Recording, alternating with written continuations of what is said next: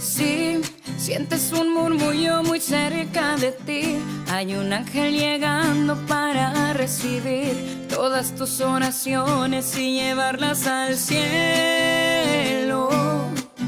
Así, abre el corazón y comienza a alabar el gozo del cielo, todo sobre el altar.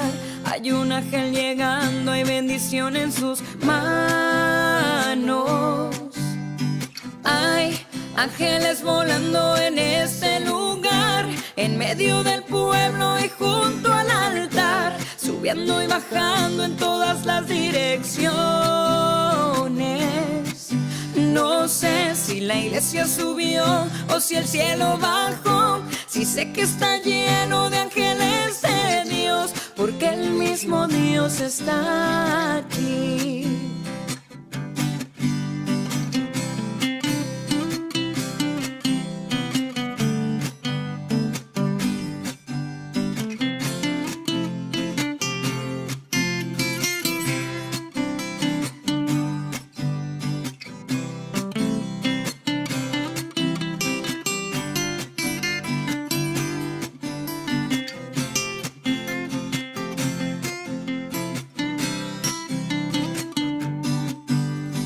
Cuando los ángeles pasan, la iglesia se alegra, ella canta, ella llora, ella ríe y congrega.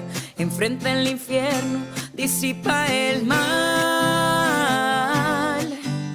Siente la brisa del vuelo de tu ángel ahora. Confía, hermano, pues esta es tu hora. La bendición llegó y te la vas a llevar.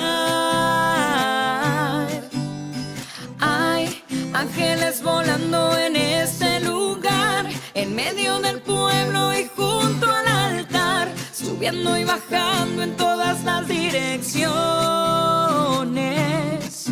No sé si la iglesia subió o si el cielo bajó, si sé que está lleno de ángeles de Dios, porque el mismo Dios está aquí. Hay ángeles volando en este lugar, en medio del pueblo y junto al altar, subiendo y bajando en todas las direcciones. No sé si la iglesia subió o si el cielo bajó, si sé que está lleno de ángeles de Dios, porque el mismo Dios está aquí. Está aquí.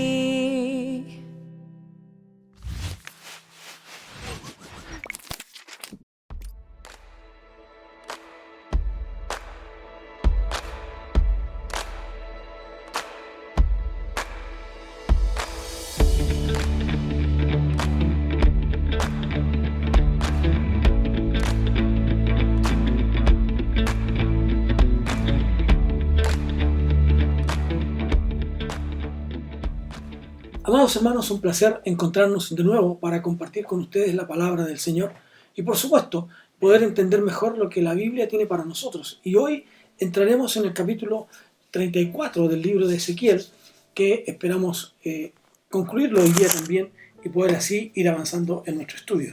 Así que vamos a orar para dar inicio a este estudio. Padre, en el nombre de Jesús, rogamos tu presencia y la inspiración y la dirección de tu Espíritu Santo en este estudio para comprender mejor lo que tú quieres para nuestra vida. Dirígenos, Señor, en todo momento y que tu Espíritu Santo sea nuestra guía en este día. En el nombre de Jesús. Amén y amén.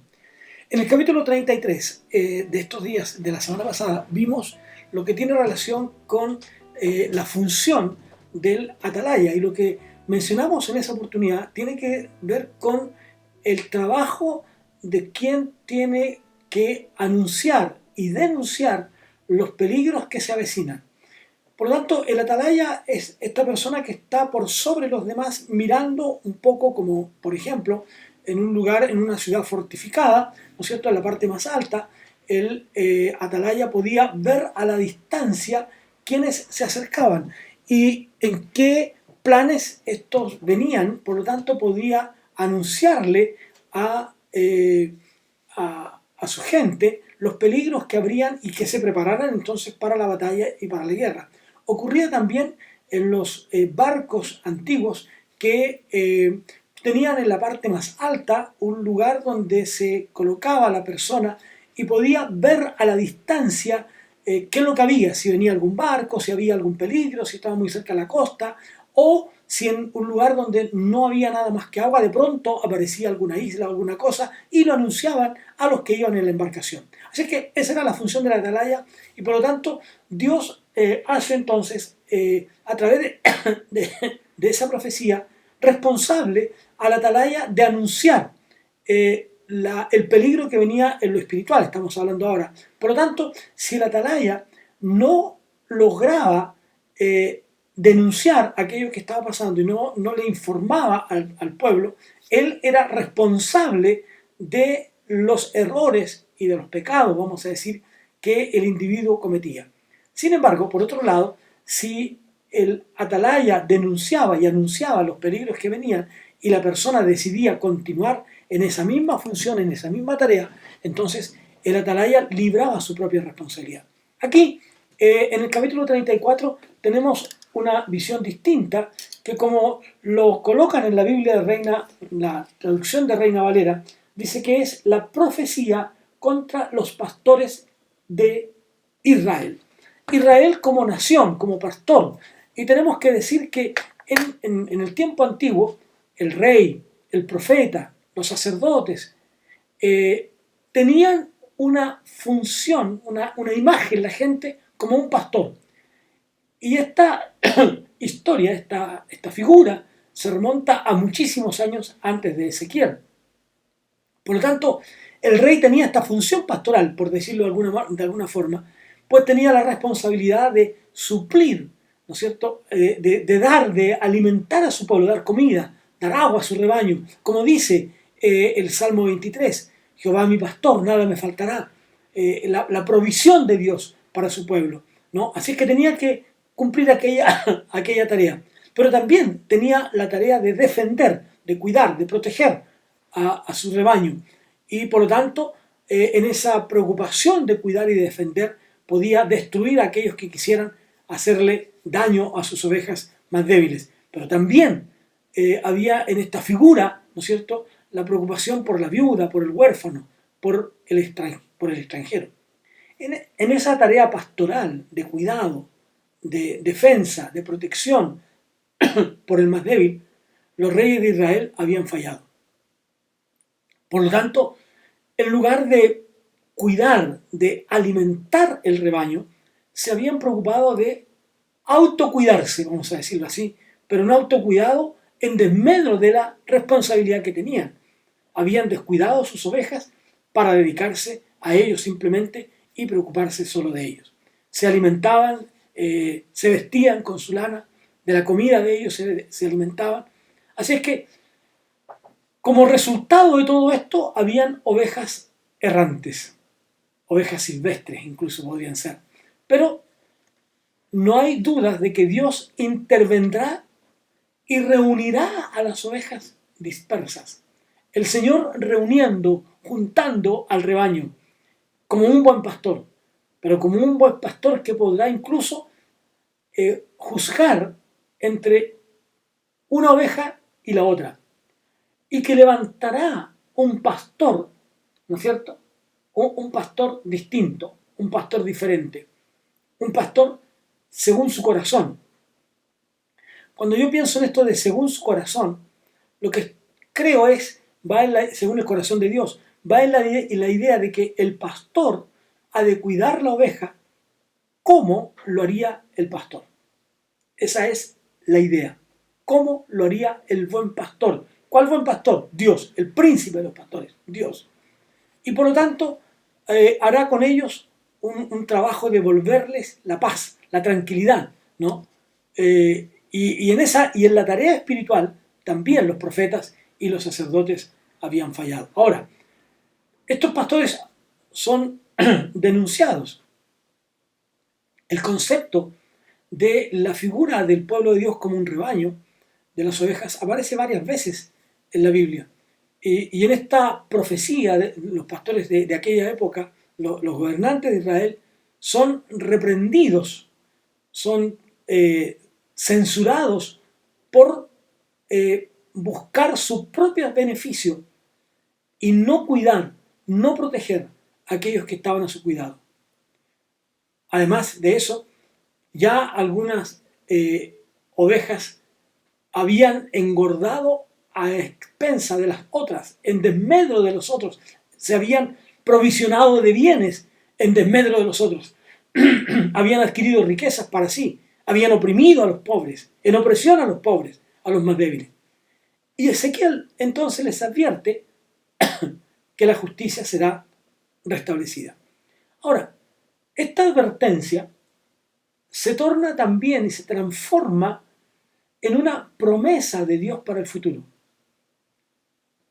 El Señor no solo salvará y protegerá a sus ovejas, sino que levantará un pastor, que aquí en este caso sería la figura de David, ¿no? ¿Para qué? Para que las cuide, para que las proteja, para que tengan paz, para que haya tranquilidad entre ellas. La referencia a David no necesariamente apunta solo a la figura del rey, sino que irá más allá, sino que estará hablando de un gobernante más importante, más extraordinario, más grandioso que lo que sería el mismo David. El gobierno que se describe como un gobierno que dura para siempre, como un gobierno que se establece más allá de las fronteras del tiempo, ¿no? Más allá de la frontera de la época, va mucho más allá. Y por lo tanto, sin duda, que este es un pasaje que hace referencia a esa paz que hará Dios con su pueblo, con el Israel de la fe, no con el Israel de la sangre, sino con el Israel de la fe, ese verdadero pueblo del cual Dios ha conformado desde los judíos, pero también hacia el pueblo gentil.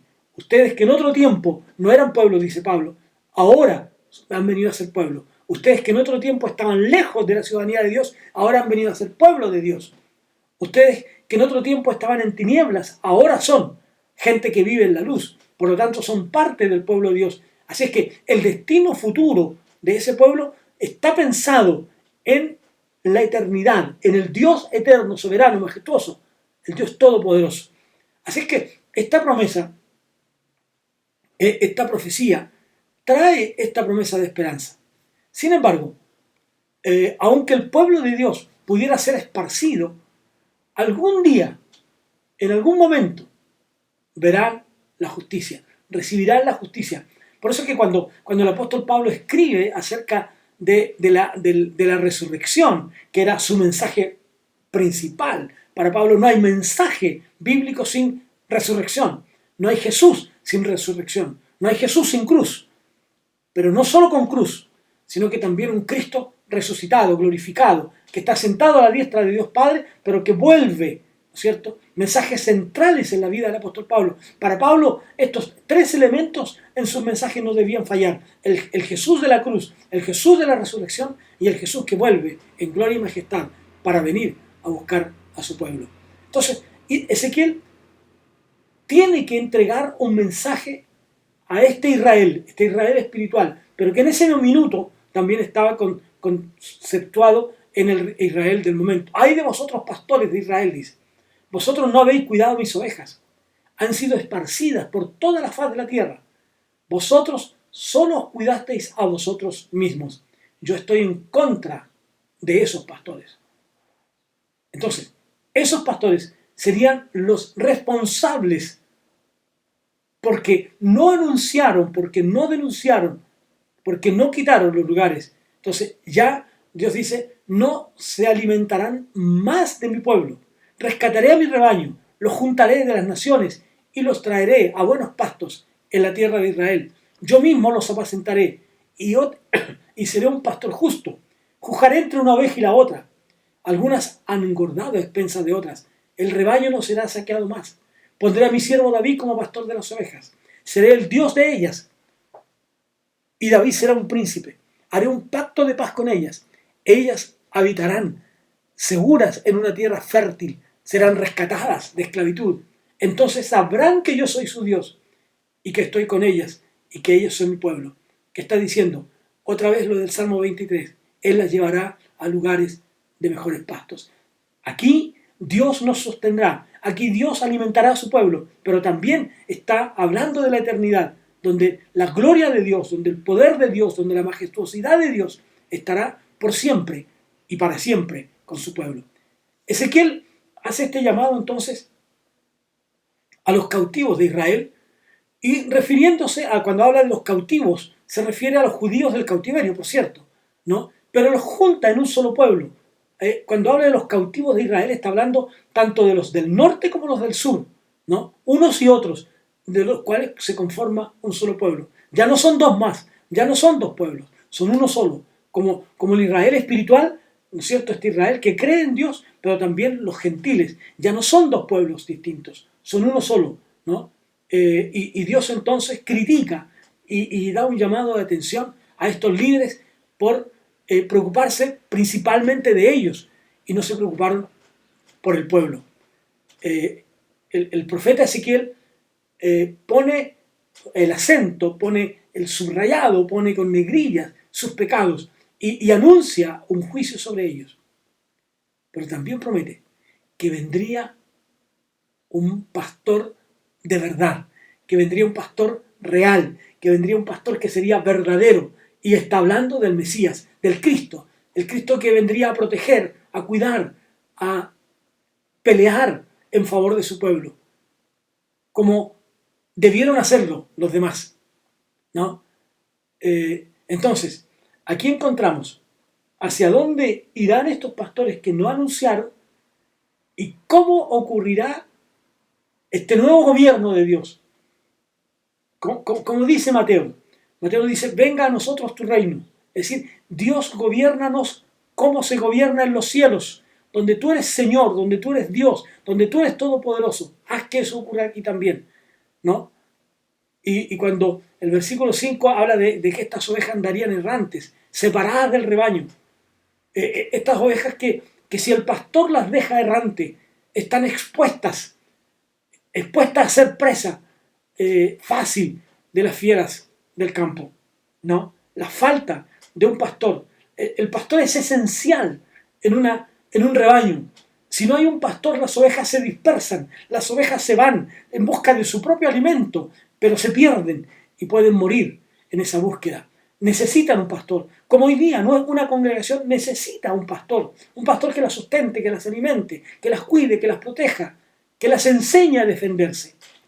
Dios habría de juzgar a estos líderes religiosos porque se dejaron engañar a sí mismos, porque se sintieron atrapados en sus propios intereses y se olvidaron del servicio. Es como hoy día se hace tanto aspaviento cuando se habla del servicio, cuando los políticos hablan del servicio público, cuando los políticos hablan de que ellos han sido llamados para servir, pero en realidad lo único que hacen es servirse del pueblo, es aprovecharse del pueblo. Cuando prestamos mucha atención a nuestras propias necesidades y nos olvidamos de las necesidades de aquellos que Dios ha puesto bajo nuestro cuidado, entonces olvidamos nuestra tarea. Lo que había ocurrido en los pueblos es que había llegado hasta ellos la corrupción. Hasta hace algunos años, Chile era un país considerado con un porcentaje de corrupción muy bajo. Sin embargo, no era así. Todo estaba muy bajo tierra. Pero hoy día Chile ha perdido ese estatus porque la corrupción ha llegado a los lugares que nunca imaginamos. Al gobierno, a las policías, incluso a la iglesia, al poder legislativo, al poder judicial. La corrupción, los líderes de esta nación, de Chile, están corrompidos. Por lo tanto, hay que buscar la manera de que esto cambiara. Y en Israel debía cambiar. Había que sacar, destituir de su trabajo, de su quehacer, a los que tenían que pastorear, a los que tenían que ejercer este pastorado. Había que quitarlos de ahí, porque ellos estaban yendo en contra de lo que el pueblo necesitaba y el pueblo debía hacer. Había que sacarlos, ¿no? Dios promete entonces sacarlos, pero asumir Él el pastoreo, el cuidado de su pueblo. cuando nos fallen, hermanos, cuando usted vea que los líderes a su alrededor le están fallando, no se desespere. Recuerde que Dios siempre está en control. No se angustie. Dios siempre tiene el control.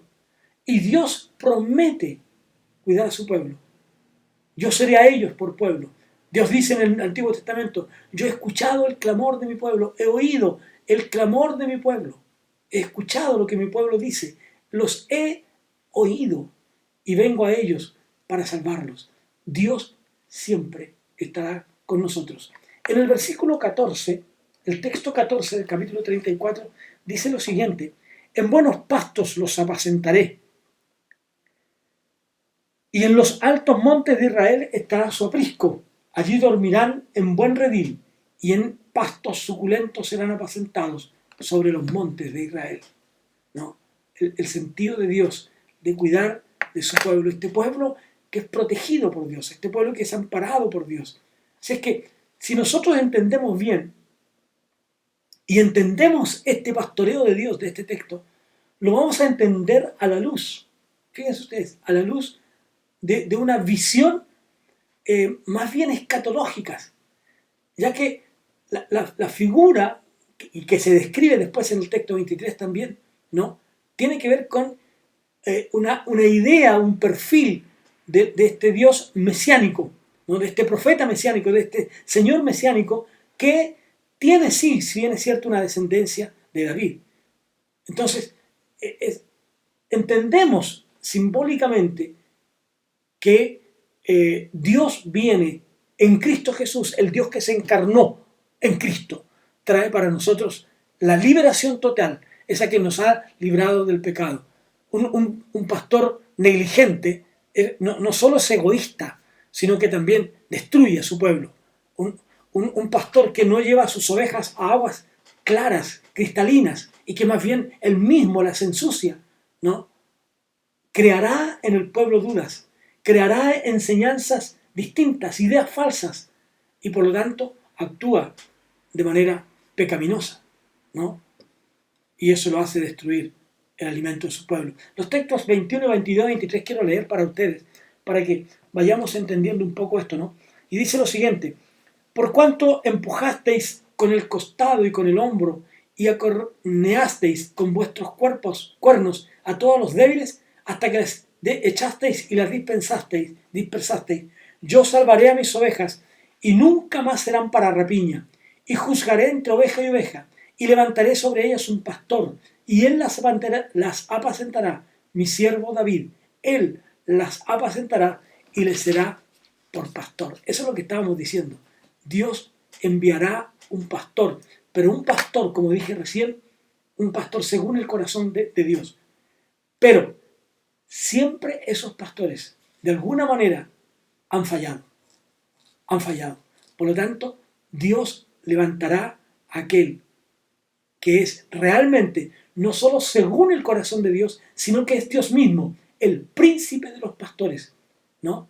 El príncipe de los pastores, quien vendrá a traer paz y justicia a su pueblo.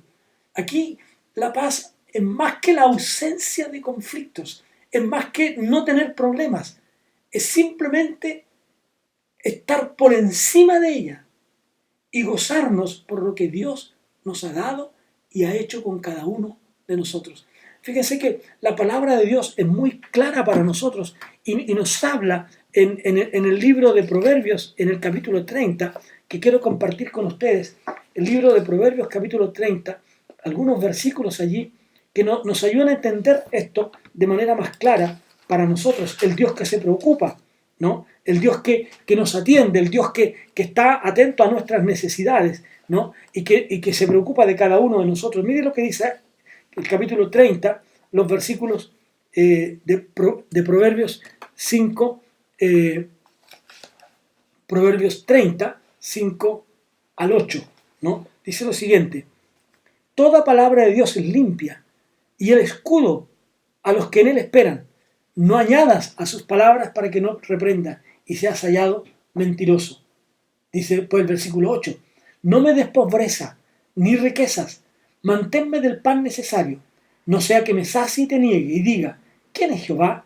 ¿O quién siendo pobre hurte y blasfeme el nombre de mi Dios? No me des riquezas. ¿Por qué? Porque vanidad y palabra mentirosa, dice, aparta de mí. Traeré para ellos una paz. Y los pastores, en lugar de llevar esta paz, se han traído satisfacción para ellos mismos. Por eso dice, estableceré con ellos, texto 25, un pacto de paz y quitaré de la tierra las fieras. Habitarán en el desierto con seguridad y dormirán en los bosques. Otra vez, encontramos aquí el sentido escatológico de esta palabra, ¿no? que nos emplea un lenguaje simbólico, que está aplicado a esta iglesia de Dios, que lo podemos aplicar perfectamente a la iglesia de Dios, que puede verse en este proceso de distintas etapas, como espirituales, pero también como históricas, ¿no? La bendición de Dios, la prosperidad de Dios durante el tiempo de la iglesia serán fundamentalmente de carácter espiritual. Dios entrega a su iglesia bendiciones espirituales, ¿no? Estas fieras que aparecen acá están en símbolo con los enemigos espirituales de Dios. Dios trae bendición espiritual, porque entonces nosotros, el pueblo de Dios, seremos los que tendremos llena nuestra aljaba de bendiciones de parte del Señor. La iglesia de Dios entonces tendrá bendiciones sobre ella, pero bendiciones hasta que sobreabunden en su vida. Por eso que la profecía que dice, profecía contra los pastores de Israel, dice el texto, vino a mí palabra de Jehová. Es profecía contra ellos, a los que no han hecho bien su trabajo. Profetiza contra ellos. Profetiza, dice el texto 2, y di a los pastores, así ha dicho Jehová el Señor. Ay de los pastores de Israel que se apacientan a sí mismos. ¿Acaso los pastores no apacientan los rebaños? Es decir, ay de aquellos que buscan su propio beneficio. Eso está diciendo este texto, como lo hemos mencionado ya. Hay de aquellos que buscan sus propios beneficios y se olvidan de la tarea que Dios les ha dado. Se olvidan de que ellos tienen que apacentar las ovejas y no apacentarse a ellos mismos, ¿no? A engordarse ellos mismos. Y luego dice, se alimentan de la leche de las ovejas, se visten con su lana y degollan a la engordada, pero no las apacientan. No cumplen su tarea, no cumplen su función, no cumplen el trabajo que tenían que hacer. No ayudaron a los débiles, no se preocuparon de los enfermos, no se preocuparon del que estaba dolorido, no trajeron al redil a las ovejas descarriadas, sino que se enseñorearon de ellas. Eso dice la palabra del Señor en este capítulo 34. Por esa razón es que andan errantes por el campo. Por esa razón es que están por las montañas. Por esa razón es que se dispersan. Porque les faltó un pastor. Y por lo tanto están expuestas a las fieras del campo. Se han dispersado. Así que, amigos, les invito a pensar en esta palabra del Señor. Y vamos a dejar hasta aquí este estudio de hoy día y vamos a encontrarnos la próxima semana, una vez más, en un nuevo estudio. Sin duda que tenemos que buscar cumplir el plan y el propósito de Dios para nuestra vida. Dios te ha puesto para que cuides tu propia vida, pero también para que cuides a alguien que está cercano a ti, tu familia, un hermano, tu esposa, tu hijo, tu esposo, tus hijos. Ahí están, para que tú los pastorees, para que tú los cuides, para que tú los protejas, porque de lo contrario, ellos perderán y se irán a las montañas y serán presa de las fieras del campo. Dios nos permita hacer nuestra tarea de la mejor manera. Oremos al Señor. Padre, gracias por tu palabra preciosa para nosotros. Gracias porque tú nos entregas un mensaje claro, transparente, diáfano para nuestra vida, que podemos hacer tu voluntad cada día en nuestras vidas. En el nombre de Jesús. Amén y amén. Que Dios les bendiga, queridos, y nos volvemos a encontrar la próxima semana en un nuevo estudio de la palabra de Dios. Dios les bendiga. Sí, Sientes un murmullo muy cerca de ti. Hay un ángel llegando para recibir todas tus oraciones y llevarlas al cielo. Así, abre el corazón y comienza a alabar. El gozo del cielo, todo sobre el altar. Hay un ángel llegando, hay bendición en sus manos.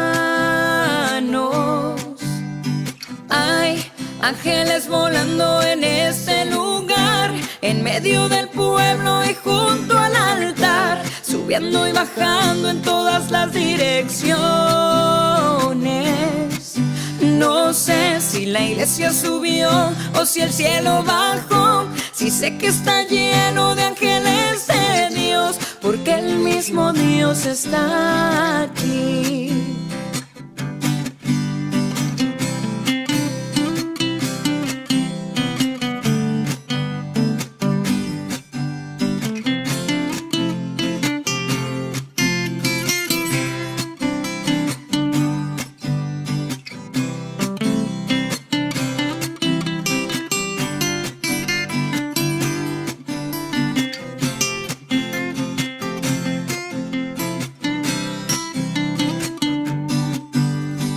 Cuando los ángeles pasan, la iglesia se alegra. Ella canta, ella llora, ella ríe y congrega.